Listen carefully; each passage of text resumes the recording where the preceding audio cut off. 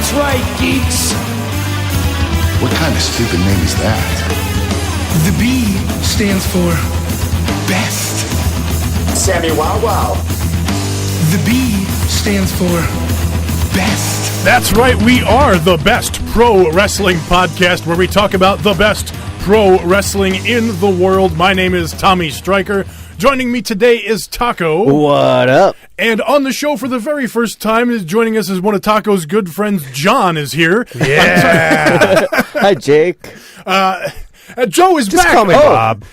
Joe is back. He hasn't been here in quite a while. I almost had a flashback to when he was brand new on the show, but Joe has returned from his liver issues and his CPAP, dirty CPAP stuff, and all the other. It was just a complete mess. It was a bad deal, and so Joe finally made it back. Diarrhea everywhere. So good to have Joe back. Sorry for missing last week's show. We had liver problems. I don't want to blame Backlash, first of all, because there's a lot of negativity out there about Backlash. But with Joe being gone, Taco got over to the house late last week, and we were really excited to talk about everything that was on Strong Honor. So we just did Strong Honor, and to be quite honest, I was a bit sour and down feeling about WWE after Backlash. But I will say Raw and SmackDown last week had me feeling better and in a more positive mood again, and I've recharged my batteries. And something we've been talking about doing for quite a while on this show is getting back to talking a little bit more of everything. Since I started doing Strong Honor a little over a year ago, we've kind of left New Japan and Ring of Honor off of this show. And I want to. Are you playing indie music again? No, we're not going back to that because there's still plenty to talk about. What a week every it's been. week. So much to talk about. So there's no shortage of wrestling, but I want to get away from completely breaking down.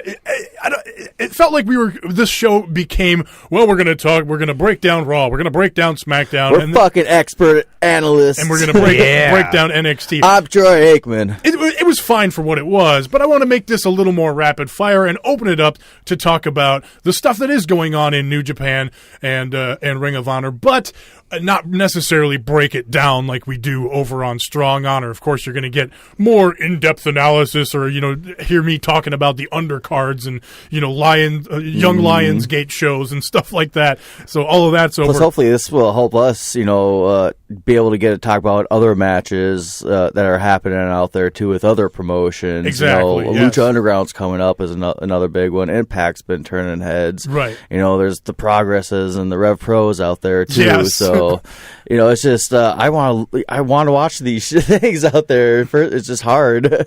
So and also I want to get Taco, you and Joe more involved, bringing up your own topics. So today we actually prepared. We went over some topics that we're going to hit ahead of time, and you guys got some stuff you're going to bring up, and we've got some new segments that we're going to start on the show this week. This is our first time kind of trying this too, so it's going to be kind of trial and error, and we've got a few different ideas along the way, and we want to get the listeners involved a little bit more. Pants are optional.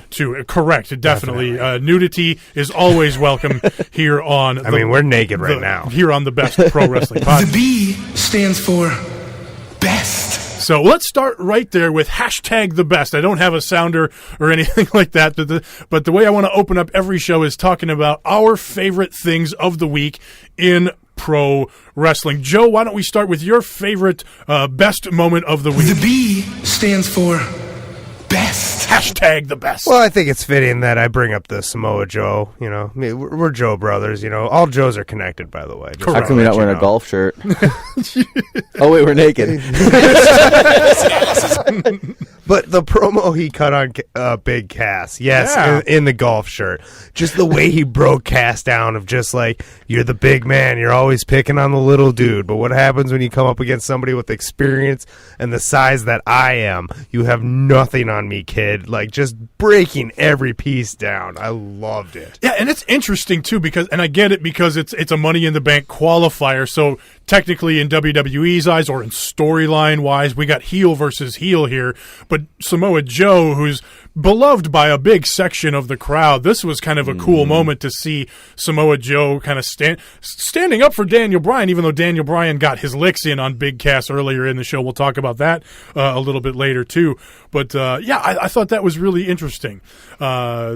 Yeah, it was fun. I'm actually looking forward to this match. It's just it's something odd. Just like, all right, let's just do throw it it in there, and, too. There's meaning between it too. So I like that we're able to get these one and done quick, meaningless. Just like put them together real quick.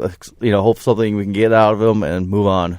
I wonder if some people are wondering if this is a full-on babyface turn for Samoa Joe. I don't think so. I kind of like the shades of gray that Joe is playing, that he can, be a heel versus some other people and be a babyface versus some other people. It's kind of what they do in New Japan, depending on who you're facing, depends on how the crowd feels about you. And yes, there's going to be a section of the crowd that always loves Samoa Joe, especially when he's facing off with a guy like Roman Reigns. That was, huge for getting Samoa Joe. That was also the nice part, just not having to hear him cut down Roman Reigns. How many times can he just insult Roman Reigns? I could listen to Samoa Joe insult Roman Reigns all day long. Start a podcast about it.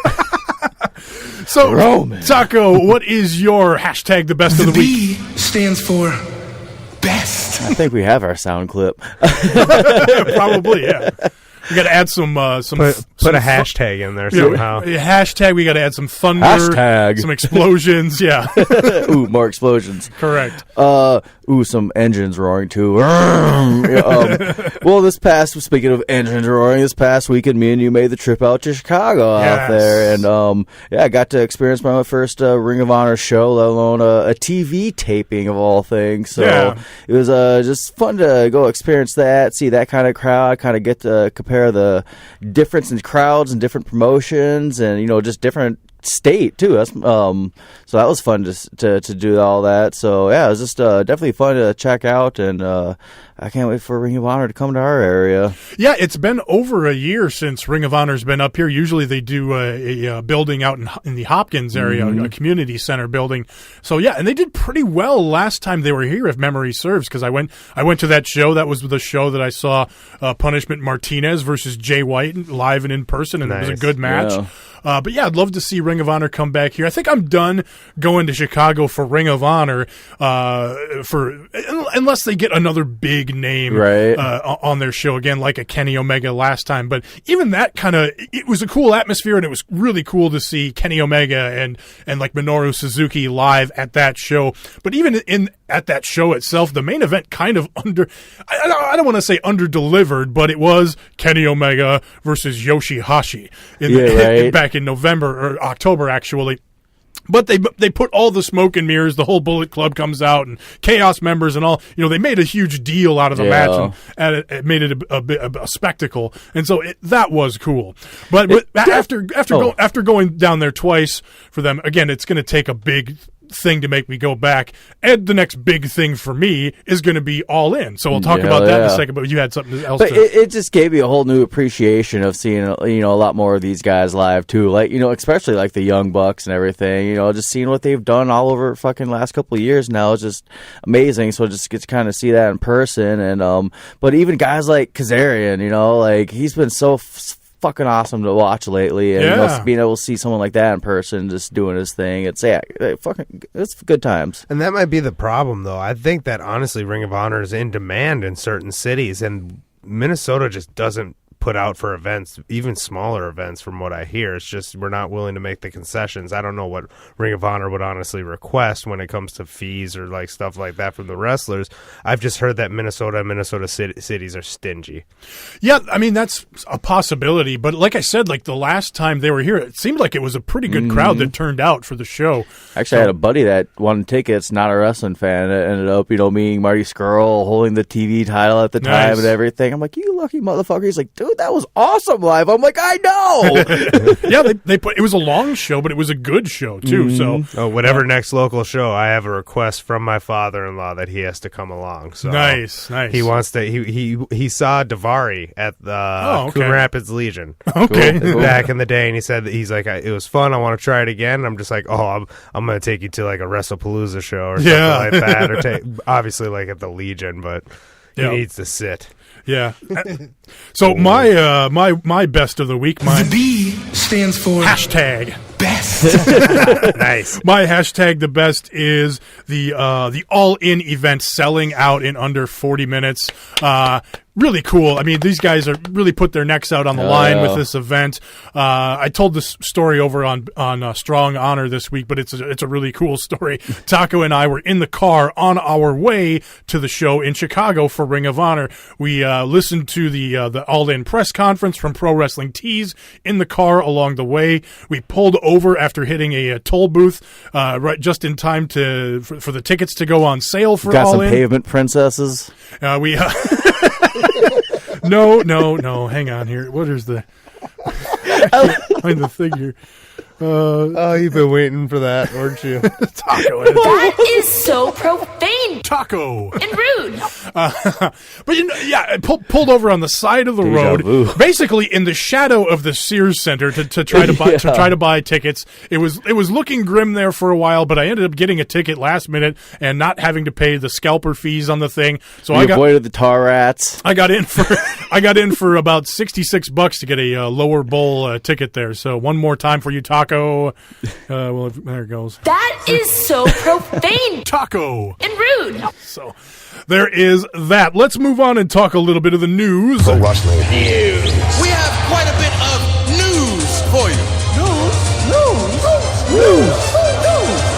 Now we won't know. It was really cool, though, getting to see their reaction to All In selling out that night, though. Right, yeah, exactly. At the Ring of Honor show, seeing them in the ring, cutting the promo. We got to rewind here, actually. We're gonna. but it was cool seeing them reacting and talking after the TV cameras were off, just thanking the fans and just being kind of there in that city among those fans and among the elite, sitting third row and just being able to check that out. It was a cool experience. It really is going to be something fucking special, and it's just so elated. Yeah, indeed. All right, we'll fast back forward to the news segment here. Now, we're not necessarily going to talk news every week because there's always news, but it's not always stuff that we need to be talking about on this show. Because, again, we try to keep things positive. We try to talk about what we like. That's what this show's about. It's about the best. So, but news-wise, we did have the WWE announcing the first 8 competitors in their UK tournament coming up in June. The first round's going to be at the Download Festival, June 8th through 10th. Now, this was originally going to be the King of the Ring tournament that they advertised on some WWE stuff a month or so back. But they've changed it now to another UK tournament. The winner will face Pete Dunne in the finals on June 18th and 19th. Royal Albert Hall is where that's taking place. So these first 8 names, some of them you've heard, some of them you may have not have heard. Zach Gibson, Joe Coffey, Jack Gallagher from 205 Live, Dave Mastiff, who is a beast-looking sumbitch. You say Dave Matthews. God, that'd be awesome. El Ligero, Joseph Connors, who was in the first UK Championship tournament, and Amir Jordan. So again, some familiar names, some not so much. So it'll be kind of interesting to see. And so more wrestling coming out of the UK. Can't be nothing wrong with that. No, the first tournament was so much fun to watch. I mean, the difference between even just the Cruiserweight Classic to that, I mean, you see the fact that it has its own style, its own brand, its own even gimmicks and wrestlers, like the way they come out. I'm excited. Let's do it all over again. Yeah, it'll be fun seeing new names emerge and old guys that we see all the time, like Jack Gallagher facing off with some new faces. I think it'll be fun. And if they like these guys, do they end up signing them to a 205 Live or an NXT, or do they finally start this UK show that they've been talking about with the ITV or whatever it is, talking about possibly starting up World of Sport again? Well, apparently, there's spoilers on who's going to be the announcers for that at some event, so it sounds like it's a step forward, and I read the spoilers, and there's... Well, spoilers for what? Because they haven't taped anything yet, have they? I don't know if they taped anything, but they just... I didn't read too deep into it, but they just announced who would be commentating for it or whatever. Okay. And it was like, I didn't know the one dude, and the other was, spoiler alert, SoCal Val. Okay. So... Interesting. I take that as you will. Okay. I mean, that is what it is. It is what it is, I guess, yeah. So, I don't know. We'll see. All right, before we get into more stuff from Raw and SmackDown and all the other stuff that we want to talk about here, let's address some of the things that we don't like. Yes, we like to talk about the positive things. We start off the show with #TheBest, but from time to time we got to talk about the things that we don't like. Let's talk this week's Pet Peeves. Sit, Ubu, sit. Pet Peeves. Good dog.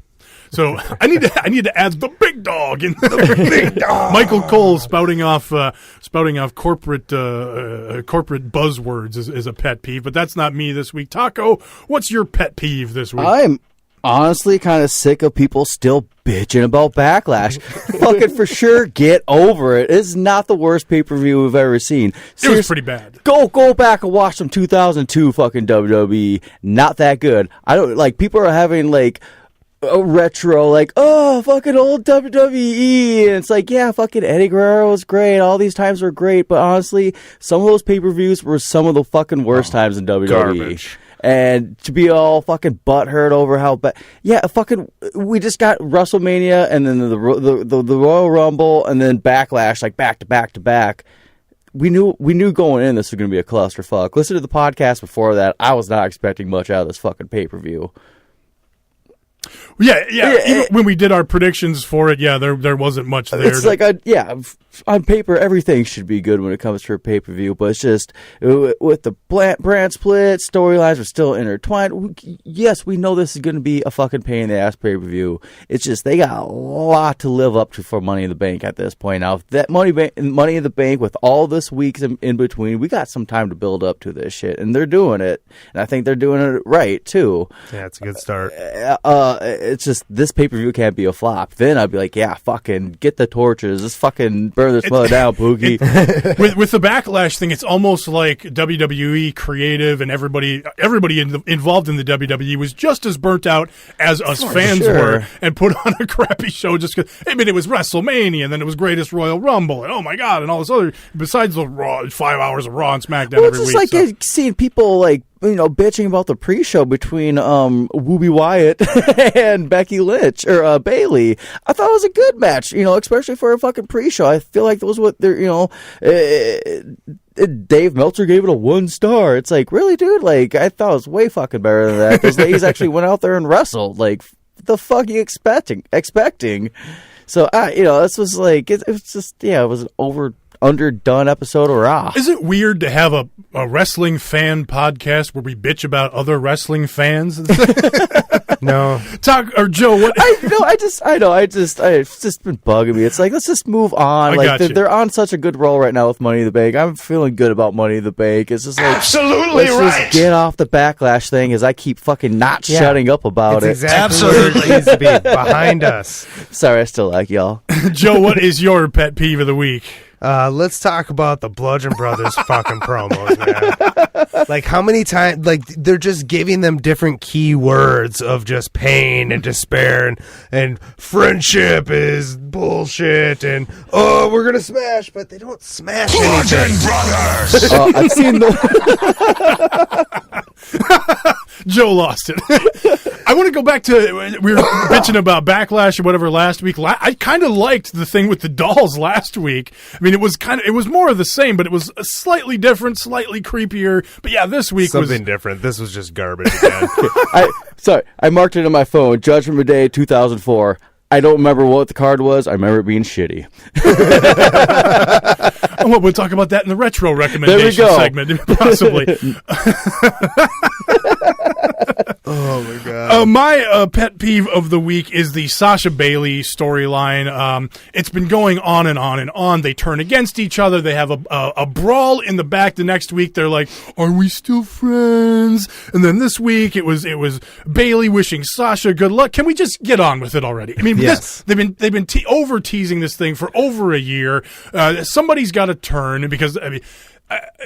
Granted, I like Shades of Grey. I like the New Japan style of storytelling. I thought you were talking about 50 Shades of Grey. But that's where I thought he was going. This storyline is not pulling any of that off at all. It just feels like stalling, and we're not actually going to pull the trigger. And every time it feels like they're pulling the trigger, they pull back, and it's just like, come on, get on with it already. Okay, let's stop the negativity. We are naked already. Don't you dare be sour! Let's talk about the other stuff we liked from Monday Night Raw. Change the subject. Monday Night You guys can never kill this sound clip. This will live forever.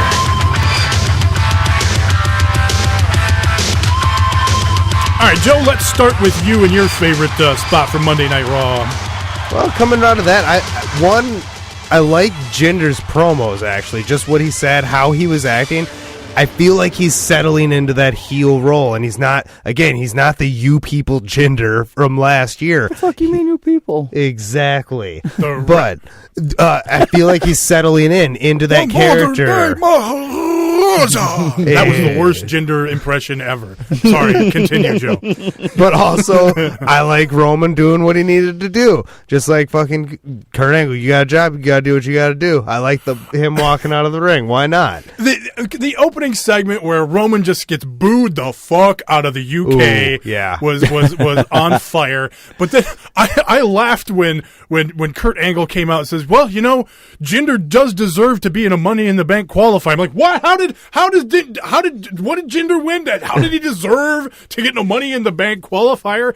But then they're brawling all over the place. I got a kick out of, and this could possibly fall into the Pet Peeves segment, but I did get a kick out of Roman Reigns spearing Jinder into through the wall to nowhere. I mean, he speared him into a room that otherwise had no doors and a black curtain on the other side. It was a room of nothing. You couldn't get in or out. There was a wall, so it was. What arena were You they think in? they'd find better placement for that kind of stuff, but nah, they're just like, set it up here. It's got to happen here. I do think that this is really interesting, and again, I talked about it last week. What a great way to get Jinder Mahal over. You know, it's going again. Well, if you want to switch to Raw, though, he's been on it. Yeah. So, Taco, what's your best from Monday Night Raw? Well, it was announced over the weekend at some NBC, I don't know what the fuck it was, but Stephanie McMahon gave some big speech or something about the women's future of wrestling, and there was some video they kept playing on Raw of what? them trying to fucking woo and Nia Jax. You know, this is what I liked out of it was Nia Jax was the one to make the challenge to Ronda Rousey. And, you know, to me, that's what, you know, especially, you know, she's thick, so she should be dominant like that. She should want the top dog that's coming in the WWE, and I like that she held her ground. How you doing? You know, like, can you do this? And holds up a championship. So, you know, that was an awesome moment. It made her look really good. And I even like that Ronda Rousey is like, I'm not deserving of this. There's others more. And she's like, you know, and she's like, no, you're the dominant one, though. I'm challenging you. I like that. That, you know, like I said, fucking made Nia Jax look good. And then they all started giggling, skipped away in the sunset together. What the fuck? See, I didn't even mind that so much because the whole thing felt real. It didn't feel like typical WWE scripting. The only thing that felt a little contrived was Nia coming up, but I felt like they were playing it up for the press conference or whatever they were in front of. Yeah. And again, the realness of that you said of Clinton Dix saying that Clinton Dix, Ronda Rousey saying that, look, I'm honored by your challenge, but I'm not at that level yet. I haven't, I don't deserve a shot. And she says, well, this is the challenge, and this is what we're doing. And and I even like that Charlotte was in the background, like, do it. Like, so, you know, like you said, fucking that realism was awesome to see that. Yeah, it didn't come across as let's stand in the ring and threaten each other, but we'll still wait for each other to talk as well. You know, and stand at perfect 30-degree angles and all of that. Well, and I haven't been the biggest on Ronda Rousey just because, again, her first match was against Stephanie McMahon, blah, blah, blah. Get past that. The fact that Nia made the challenge makes it more realistic, like you said. And I've been seeing a lot of backlash, like a lot of people saying like it's too soon for Ronda Rousey to get a title shot, or Nia's not even ready to technically face Ronda Rousey in a sense, you know. Like you said, because she made that challenge, it made it feel like a realistic situation. It made it feel better. So, like, I don't understand any of the backlash when it comes to this at all. The only thing I'm worried about is what happens when these two actually get in the ring with each other, because Nia Jax still shows a lot of greenery when she's in the ring, and certainly Ronda Rousey is not experienced she's not experienced either. So it could be a bit of a train wreck situation. But again, they have 4 weeks to work on this. They do, but they had 6 months to work on the WrestleMania match. But Ronda's over right now in France. She's, just had a wrestling match tonight as of Wednesday. I don't know what the fuck it is over there. Yeah, she's doing some house shows now. And there's some clips out there floating online, and, look good. She's a fucking professional athlete. This, she is the model athlete when you think about it. So her drive is beyond like normal fucking people's drive. She's gonna get this. It's just they know her weaknesses and they know her strengths. So I'm just not worried about it. Now if they're trying to give us some fucking 10-minute long fucking match, no, we're not gonna get that. We're gonna get a quick good. Could just be Rousey slapping on the armbar. We're going to get a quick fucking match. There's probably going to be some fuckery involved, and it almost does what they did with the Asuka situation and killed the streaks, the streak situation. Well, fucking Ronda got her title match, and now we can get rid of that and fucking either continue on or, where can we go from here? But kind of gets that fucking thing out of people's heads, too.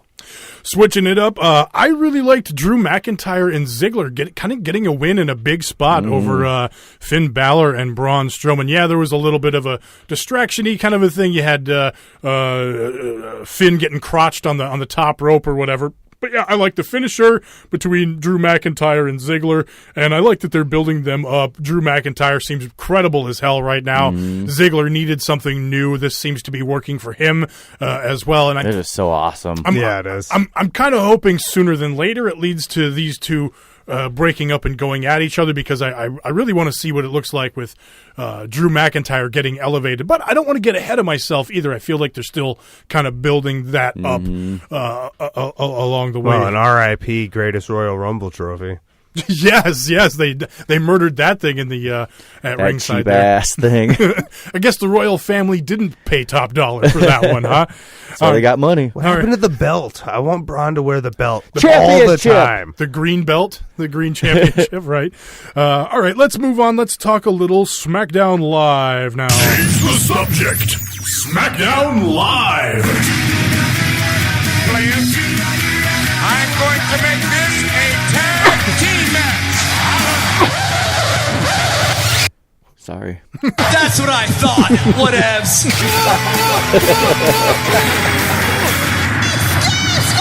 Oh, please. That's our smoke break during that soundbite. It's a nice long one. Classic. What did I have here? Well, let's start with you, Taco, to talk about your best of SmackDown this week. I was really happy with not really happy, but I enjoyed the main event, the Nakamura AJ Styles match. Another good fucking match, and yeah, there was fuckery at the end of it again, but I don't know. I felt like it was actually an end game during this match. I felt like there was a start, beginning, and middle and finish to it, and it was a good win for Nakamura. It's still keeping him as a threat to AJ Styles, and I'm curious. It left me on the edge of my seat. Like, what the fuck kind of stipulation is he going to choose? Japanese death match. It is interesting that the heel won, and what stipulation is he going to pick? Because stipulations tend to, in general, favor heels. I'm down for that pole on a pole match AJ Styles brought up. I'm hold on, where the hell is he? Come on, he's there. Where I can't think of his name either. Clindix. My botch. There he is, Vince Russo bringing in his botches.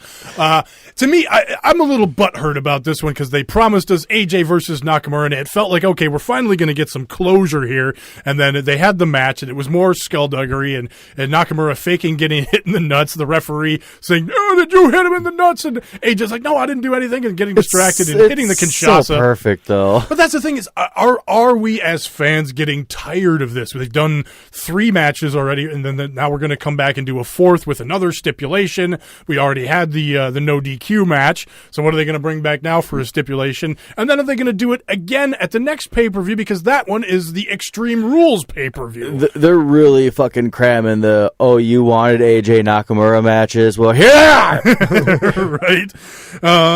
Joe, what's your moment of SmackDown here?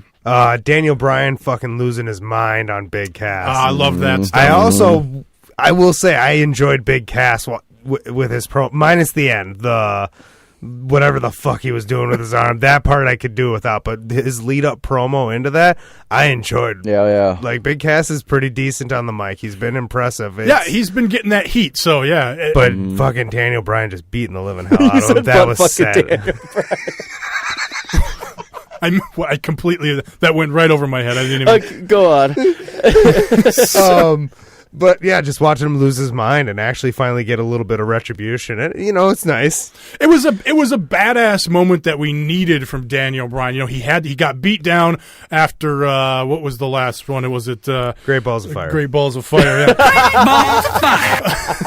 Backlash after his match with Big Cass. He won the match, made him tap out. Cass beat him down, so we got some revenge from Daniel Bryan here. And again, going back to the Samoa Joe challenging Big Cass, this kind of feels like, what are we doing here? What's going on? And is Daniel Bryan going to get involved here, or is Daniel Bryan now completely done with Big Cass and ready to move on to whatever the next thing is? I hope he is moving on. I don't need it anymore right now. And it makes sense because he already won the match. He got some revenge for the post-match beatdown here. Mm-hmm. So, I mean, Cass could go and lose to Samoa Joe or win with some skullduggery, although I think that could suck too. But I guess we'll see next week what they do. My favorite moment I shouldn't say favorite, but my positive moment from SmackDown was Becky Lynch getting her win back over Clinton Dix, Mandy Rose. She lost to her in somewhat short order last week, which I didn't much care for. And again, this is just the same old 50-50 booking here. But I think Becky Lynch really needed a win. And I'm probably the last person that's still on the goddamn Becky Lynch bandwagon. Oh no, at a lot this of people point. Still are. But, I mean, she's just been on this downward spiral since being the first ever SmackDown Women's Champion, and just ever since losing it's been down ever since. I've enjoyed the friendship thing that they're doing, the sipping the tea with Charlotte thing, but there just hasn't been too much. Just the overall situation of the build up to this, like it was big or not big boost, but it was a good boost for Becky Lynch. But rewinding a little bit too, going to Paige and her interaction with Mandy Rose and Sonya Deville, it was a big boost on them too, because again it was Paige putting her foot down, like, nope, this is how things are, and fucking just further trying to split them up. The best friends are living together, so I like that they were doing that too. Like, nope, you guys are gonna be singles competitors, and triple threat match, not a handicap, but nope, triple threat match, get out there. So, just the build up to the triple threat match, I thought was good, and I kind of thought it might have been like a Mandy Rose, getting a pin finally over like her partner, finally, moving them on, and no, it was a good, surprise Becky Lynch win. So yeah, and I liked the tension between Mandy Rose and Sonya Deville. Mm-hmm. And I'll say it again: when Sonya Deville came out, I like her entrance. I hate it. I like her presentation. She comes across like a star to me, and I think it's good. I mean, she lost the big gloves that made her look like a child, but it's just when you got. It's common knowledge that the four horsewomen are all fucking signed on WWE contracts. You look at someone like Sonya Deville, and she had a fucking cup of coffee in MMA. You look at... But she's a hell of a pro wrestler so far. Exactly. Yeah. Not an MMA fighter, so she needs to step away from the shadow boxing thing, the whole fucking MMA intro. It just does not fucking work for me, and I feel like it's a big, just like, roadblock for her right now, just putting this MMA shadow on her when she really didn't do much in MMA. Well, and when the four horsewomen are signed in the WWE contracts, like, yeah, Ronda Rousey is that oddball. What else? She was the fucking Michael Jordan, in the women's, world of MMA. And then you look at Shayna Baszler, she actually did really fucking well in there. It's just there's no money in MMA for a lot of these. And you look at Jessamine Duke, she did some work, but again, she built her name from MMA. The only one to me in those four horsewomen that is a Sonya Deville level when it comes to the MMA caliber is fucking Roddy Strong's wife, Marina Schaefer. Yeah. She also had a cup of coffee in the MMA world. So the only reason why she's in that four horsemen category is because of her friends. Right. So, and I look at Ronda Rousey, I look at Shayna Baszler, the two who are are MMA, you know, they don't scream MMA to me when they come out to the wrestling. They look like wrestlers. You know, yeah, of course, Ronda Rousey's always going to have the MMA, you know, aurora about her, but still, she's not coming out with like the fucking MMA gloves and. But I still see MMA. It's in there, Rousey, but it's not though. in your face. And then I look at Sonya Deville and just screams, MMA fighter, MMA fighter. Look at the lights. Look like, can we just get a fucking Bruce Buffer to call her out down to the ring at this point? We already did Pet Peeves today. I like her though, but it's just I really like what she does. Like she has more been impressing me in this boxing stuff in ring, my but mind. like it just to me it feels like it's hindering her more than helping her. I love her. Any other things to interject on this one, Joe? I mean, besides like the actual like entrance part, I just see it even the shorts. It all points more to boxing to me than MMA. I know it's not that huge. I mean, it's two different sports, but like I just see more boxing stuff, and it doesn't bug me as much because boxing is a lot closer to pro wrestling. And I like that it's different from, you know, anything that you saw from the Divas thing, and it's not, you know, it's not quite what Shayna Baszler's doing, but it's not trying to be sexy. It's hints at MMA gear, but also pro wrestling. So To me, it's like Del Rio coming out with an MMA gear. Yeah, you had a cup of coffee at MMA back in the day. I don't like that comparison, but that's what it is to me. all right. Well, again, pro wrestling is so subjective, and that's why I like that we're doing it. We're doing the show this way now. We're getting we're bringing out different aspects of our personalities and keeping the conversation flowing. Yeah, Taco's a fucking dick. All right, before we talk NXT, I want to talk about another new segment on the show that I'd like to. How much can Taco be a dick? We'll just play one more time. Don't you dare be sour! I want to start doing a new segment every week, and we'll be doing this format again in 2 weeks. Next week is going to be a very special Taco and Joe only show. Oh, yes. We'll talk more about that at the end of the show, but right now I want to talk about the retro recommendation. Subject. Retro recommendation. Damn. This is going to be a segment that I want to do every week where we talk about a match from the past. It could be, normally, it probably should be a good match, but it doesn't necessarily have to be. Mm-hmm. And I want the listeners of the show to participate. If you have an idea for a retro recommendation, you can send it into any of our social media, the Best Pro Wrestling Podcast at gmail.com. Use the subject retro recommendation if you want. Joe and Taco are like playing fucking... I gave these guys notebooks for once, and now they're over there playing like tic-tac-toe or something. Well, Joe was clicking his pen, and I told Joe to stop clicking his pen. Yeah. So if you've got an idea for a retro recommendation that the three of us can talk about, that would be a good thing. Now, this week we don't necessarily have one picked out, but Joe just recently saw a match that we talked about on WrestleMania weekend. Go ahead, Joe. Oh, I saw PCO versus Walter. Fucking chop fest from hell. And how long PCO hangs on to that fucking vest for a while before Walter actually finally gets it off of. So he has some protection for a while, but after a while, it's just Walter beating the fuck out of this guy's chest. And you talk about a chest that looks like beaten up hamburger after the match. I mean, there's it's like Dante Fox's back. It was like dark purple after the match. And if you're over the age of 50 and your name isn't Terry Funk, don't do a moonsault. I disagree. I thought it was amazing. It was pretty awesome. I love this run that PCO is on. Check out his videos on his Twitter. Please. Him like doing like extreme workouts with his. He's got like this guy with him who's like, I don't know, 2018's answer to Jimmy the Mouth of the South Heart. It's so old school wrestling promos. But it's also different. He's like lifting these heavy ass weights, and this dude is shocking him with jumper cables. He's showing that they make a spark too. Right. Just obnoxious shit. And so this guy's trying to get booked at like PWG and shit like that. I want to see this guy at All In. I think that would be amazing. So yeah, fucking ripping a deck of cards in his mouth. yes. Fucking carrying a giant weight with like with his mouth, basically. Yeah. The match you're speaking of course, was from Joey Janela's Spring Break 2 over WrestleMania weekend. So Game Changer Wrestling. Look that up. Another thing I like at the beginning is Walter giving him the chance to walk away. Yes. Forgot about that. So God, I love love Walter. In the future, If you love him so much, marry him. A retro recommendation for all of us and for the fans. Let's have it be something that everybody can find easily and without possible penalty of pirating something. So most people that listen to this show are going to have WWE Network, so something on there or something free on YouTube. I think occasionally we could go for something on njpwworld.com, but again, not everybody has that, but it's certainly a possibility there. Again, if you have suggestions, let us know. Right. Now, or if it's like a free match of a week on one of those websites, let us know. Exactly. Stuff that's legally free and or on WWE Network. Again, we're going to start this feature in 2 weeks after I get back from vacation next week, and eventually once he has no faith in us. Zero. If you guys want to do a retro recommendation for next week, go right ahead.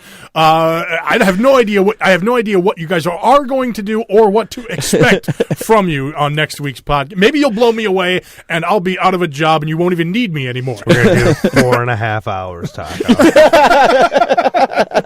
But this is the WrestleMania podcast. But eventually, what we're going to do is we'll announce what we're going to do the following week, so that everybody who wants to follow along at home can watch the match along with us, and then we'll talk about it on the following week's show. So start that. Does Alberto Del Rio's MMA matches count? If it's free and on YouTube, I suppose anything goes. But just in case you missed it, let's. No, you fool! All right, let's move right along and talk some NXT. Change the subject. NXT.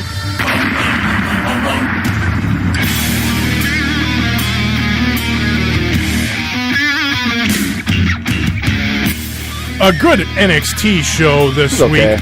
And again, we didn't get a chance to talk about last week's NXT either, but also good stuff there. Let's start with that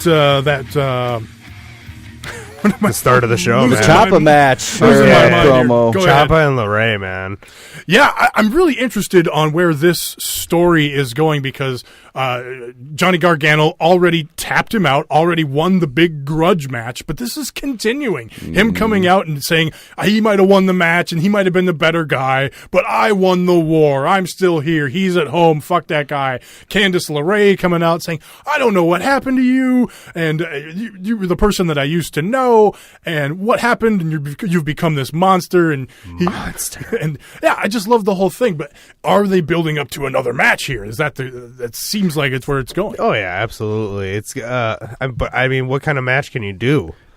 Like, these two tore the fucking house down in a no disqualification match. I mean, do you throw them in a cage, a Hell in a Cell type? What do they do in just a straight up match? Does Ciampa get a skullduggery win? Does he get disqualified? You got to bring it back again. I mean, how long can they stretch this out? And I want to see Ciampa get a clean win. I mean, yeah, exactly. That's I see either a 3 stages of Hell or Last Man Standing.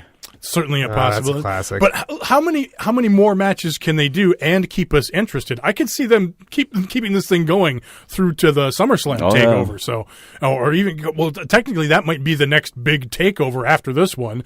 So depending on if one of them can win the title at some point, you can always point to the title too. Could be the main title, could be the North American title. That too. I forget about that belt right now. Yeah. So I mean, there's some possibilities. They do such a good job too of keeping Ciampa off for a couple weeks, or keeping Gargano off for a couple weeks, and then we get a little tease of Ciampa, and then he's here for a week. So they've been.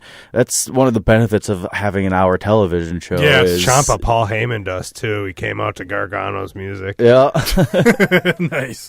So Taco, what's your NXT subject there? Ooh, well, mine was the main event of NXT with Oh no, it wasn't the main event. It was it was that Getting used to this new format. Yeah, it was that Ricochet Velveteen Dream match. It was just such a fun match with both fucking extreme characters, and Velveteen Dream.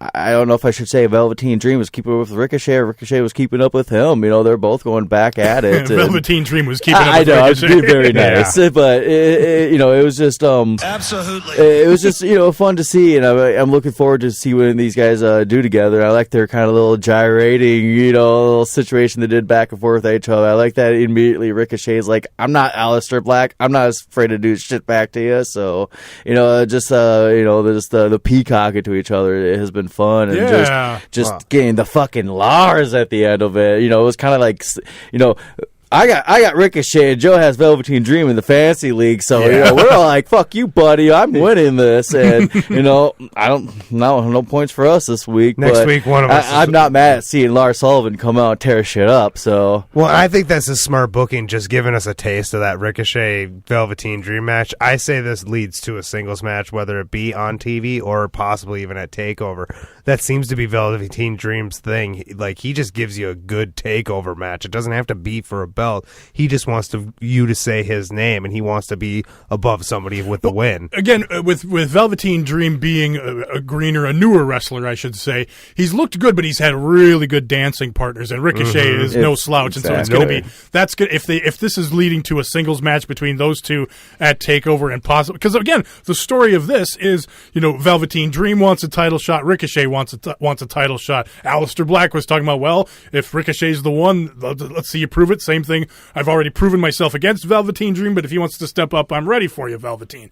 So they're implying championship implications here. So when Lars comes out and attacks both of them and saying, I'm the next champion, starts throwing Ricochet around like he's a fucking little person, So I'm thinking that if they do this three-way or whatever, and this ends up leading to Ricochet and Velveteen Dream in their rematch at the Takeover, and possibly Lars taking on Aleister Black at the Takeover.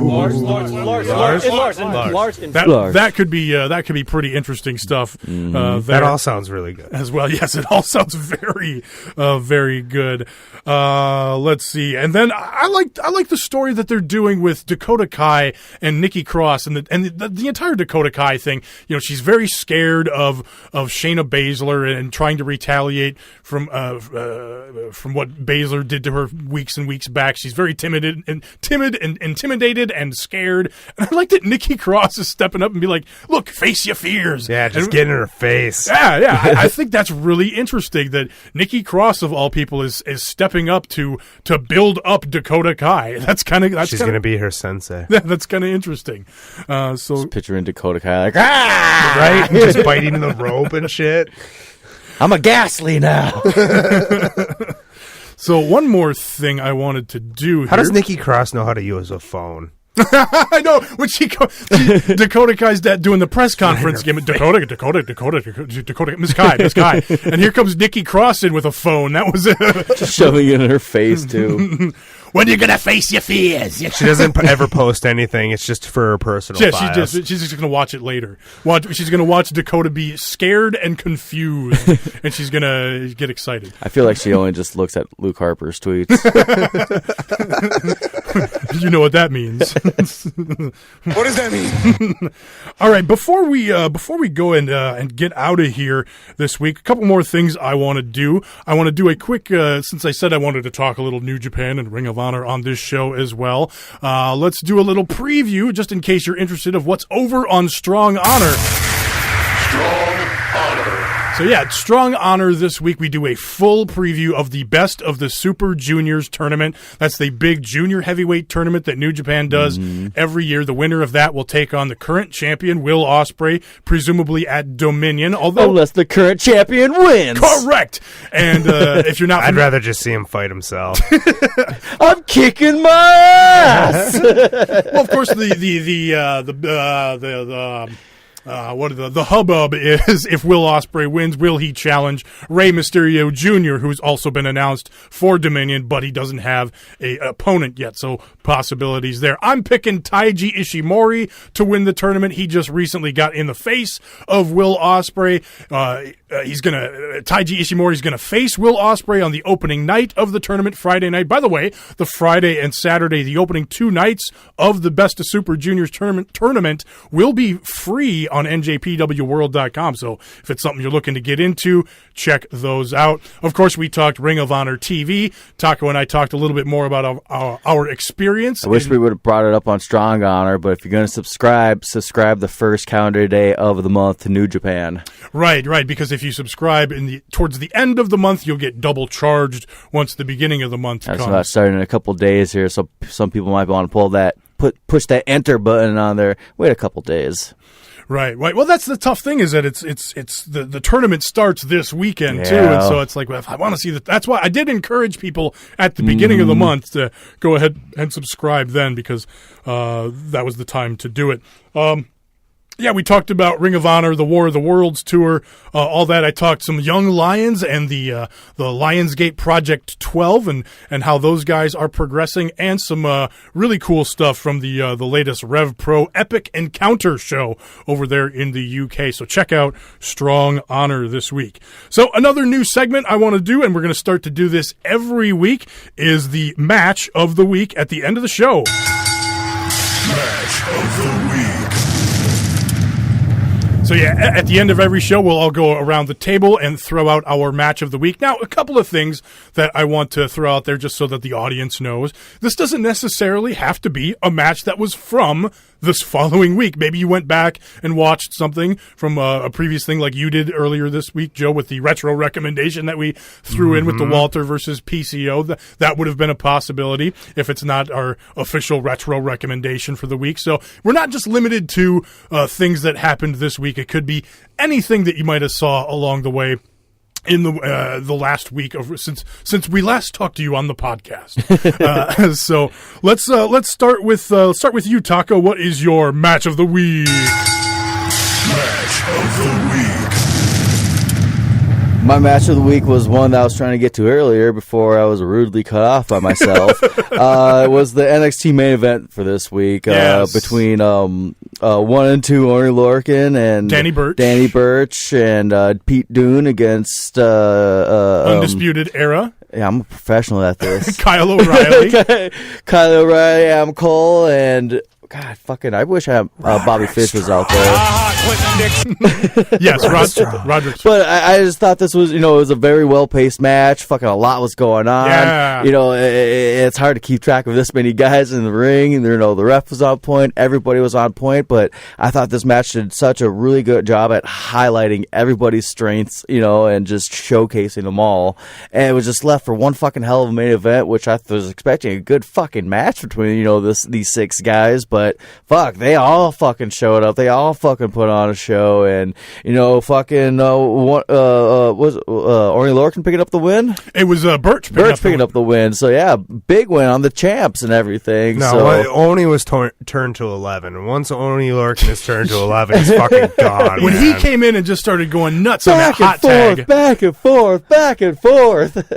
And I like the kind of the story of the match between Kyle O'Reilly and Danny Burch. At the beginning of the match, them two facing off, doing some mat-based stuff, just keeping it cool like that. And then at one point, Kyle O'Reilly's just sitting on the ground, like, let's take this fight to the ground. And like, no, Danny Burch, don't do that. That's playing into his game, and just that kind of stuff is. He was even cool. Chasing that leg around too, like I was saying, doing. I was like, give me that leg, like oh yeah, just little things like that. I love it. And then there's playing into the story at the end of the match where Burch gets the win over Kyle O'Reilly. I thought, that was just cool as hell. Nasty future title shot. Wheelbarrow DDT. Yeah, that was cool. Wheelbarrow DDT, and then again, so this setting up things along the way. This means that Burch and Lorcan should get a 1 and 2. That is, should get a title shot versus Undisputed Era in the future. And then, of course, you got the stuff going on between Pete Dunne and Roderick Strong. So that's in there as well. But it's weird because with Strong holding one of the tag titles right now, it's kind of like, what are we doing here? So, but certainly. Undisputed Era, it doesn't matter. Right. So, but yeah, I like what they're doing with all of that. That was everything, right? I forget. Yeah, that was all of it. So yeah, that's the end of the show. You didn't do my match of the week. Oh fuck, and I didn't do mine either. I forgot. We all 3 have to talk. No, and nope. And the show, we're done. See ya. Out of here. I rewound. in my mind, I was back on NXT. I forgot we had started match of the week. So again, a new format. We're just getting used to practicing. Joe, what is your match of the week? We haven't been recording this whole time. We hadn't talked about it yet, but the KO Seth Rollins match. Correct. Him answering the challenge. I mean, what can we say? It's Seth Rollins and Kevin Owens, and they were going at it. The reversal, the suplex reversal of Seth going for the superplex and fucking Kevin Owens turning it into his like that fisherman buster. Yeah, fisherman buster. Oh, it was just perfectly timed. And I've just been noticing that like Seth has found a bunch of he just keeps finding more and more creative ways to hit that curb stomp on people in different spots, and this is no different. Him hitting it with Kevin coming in through the ropes right through the middle. Yeah, it's a bold comparison on my part, but Kazuchika Okada in New Japan always finds interesting ways to sequence the finishes back and forth and reversals and whatnot. And this isn't quite on that level, but I like that Rollins is doing more of that in his finishes, keeping them kind of coming out of nowhere. Yeah, his moves is interesting. And counters. Joe doesn't like the Rainmaker, but just keeping it interesting and back and forth, and teasing, doing nods to other finishers that he's done, the Revolution knee and stuff like that, and bringing back those things. So yeah, great match. Loved that as well. So for me, my match of the week. Didn't hit the thing there. Match of the week. Maybe I don't need to hit the explosion gimmick 3 times, but more explosions. We need more explosions. A lot of explosions next week. Oh, definitely. So my match of the week comes from, as I was talked about this on Strong Honor, but I'll talk about it here as I want to do on this new format. Will Ospreay versus El Fantasmo. Again, talked about this on Strong Honor, but I had no idea who El Fantasmo was. And this was from Rev Pro's Epic Encounter show from the 13th this past week. Just a phenomenal 4-star match. Again, no title on the line. A guy I'd never heard of.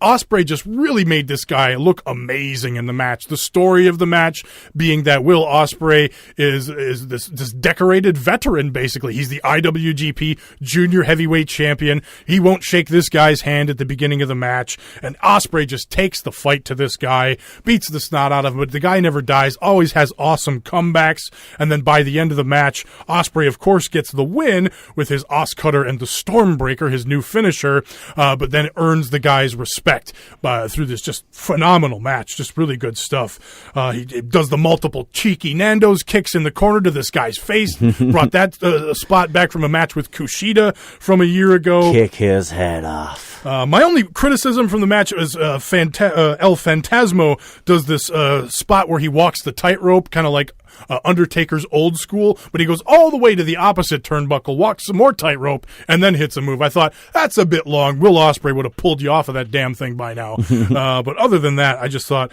it was a very good spot. Ospreay busts out that spinning back elbow. Remember that from when he hit Taven with it back, I think back at the Final Battle. But crown his ass. This one looked quite a bit safer than that one. He's found a way to work it so that it doesn't look like he's murdering the guy.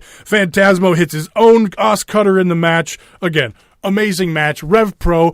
This show itself had 3, in my opinion, 3+ star matches. You had Ishii versus Keith Lee in the main event. That's a callback from a match they had earlier in the year, or back in October, I believe. So it's well worth $8.50 for the Rev Pro service just to sign up and watch this show for the 1 month. So, all right, that is the show. I think we're gonna get out of here because this was a really fun show. So again, make sure you check out Strong Honor this week for all the New Japan stuff. Check out sltdwrestling.com. Not only will you find this show, but Strong Honor posted there, but lots of fun fan articles talking all things in wrestling. Lots of WWE talk over there, but also a WWE Fantasy League and a Predictions League. So get your picks in before big pay-per-views and participate with all of us in the Fantasy League. I'm tied for number 7. I think I'm doing the best out of all 3 of us right now. Yeah. Correct. But you guys recently made some trades, so you could be on the move up. I did not make my trades in time for the trade window, so I might be... I'll be number 1 again. It's funny because like I'm like the number 1 of the double digits, and then it's like another like fucking just skyrockets to like 100, almost 200 points after me. So there is all of that. So yeah, check that out over at sltdwrestling.com. Follow the show at BPW Podcast. Email the show bestprowrestlingpodcast@gmail.com. Go to bestprowrestlingpodcast.com for back episodes, Strong Honor episodes, and make sure you rate, review, and subscribe wherever you get your podcasts. Follow me at Tommy Stryker. Taco, where can people find you? Follow me on Twitter at HGREV Taco. Hey, how do you spell your name, Tommy? Stryker with a Y. Ah, thank you. I did. It just felt unnatural without that. And you can follow me, Joe, at JoeBPWP. That's at Joe, Best Pro Wrestling Podcast. Again, rate, review, and subscribe wherever you get your podcast. There was something else I was going to throw in here at the end, and it completely slipped my mind. Tataka! That's it. All right, bye. Peace. Skullduggery. Oh, man, dude, that's gross. This nonsense makes me want to puke. He's got a puke.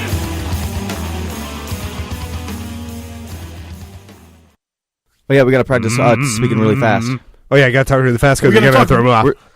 I try to talk. I kind of talk really fast anyway because I'm always stumbling over myself and I always forget what's going on. But we just got to keep the commotion going, and but it's very 2 minutes of us. So we're going to talk really fast. We just got to record, and there's so much to say. There's so much to talk about.